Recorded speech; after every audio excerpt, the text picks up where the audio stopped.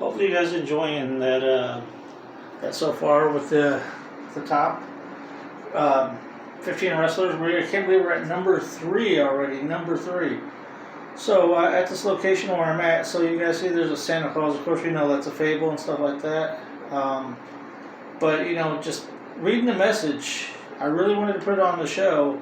Not only put it on the show, but reading the message makes me think of how I sacrifice a lot for my kids, do what I do no matter what. Because again, when you get older, you're supposed to sacrifice. You're supposed to be like a godlike figure to your kids, because you represent, you feed, you go on the table. I'm a far of a religious guy. I'm not in a religion. I don't talk about religion. Seriously, I do not talk about religion.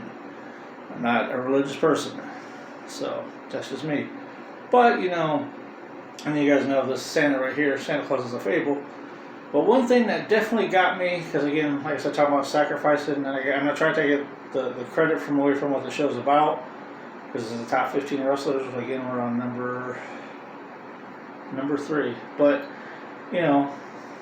reading this right here, take a look. This is really deep right here. If you get a. It says of all lovely gifts beneath the Christmas tree, his presence as the present. That means a lot more. Talking about baby Jesus right here. If you see that, talking about baby Jesus right here. And you guys know me. I'm all about my kids and my family and sacrificing. So seeing that, it's like we are figures to our kids. We got to provide and stuff like that to them. So looking at that right there, that thing right there, like I said, this got me deep. About sacrificing for our kids and His presence. That's what our presence will do, is sacrifice for our kids. But enough about that. I didn't want to go too deep.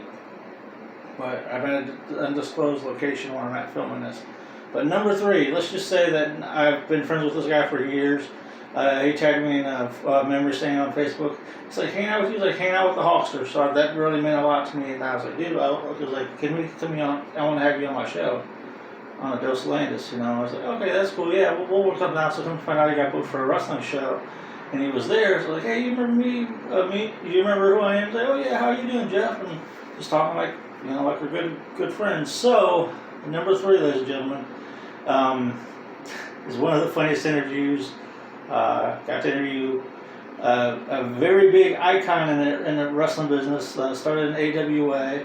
I've done a lot of promos and a lot of good interviews, from Hulk Hogan to The Rock to Bobby Brain Heenan was like one of his best friends. But ladies and gentlemen, the number 3.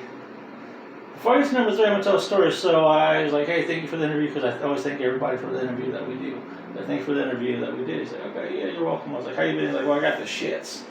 So, you guys know this guy does not hold back on everything. You've seen him on WWE programming, WCW, and all kinds of things. He doesn't hold back.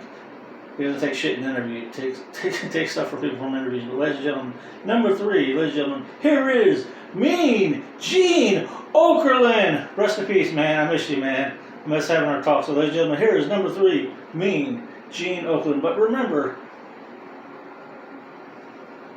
just remember this. Roll that footage.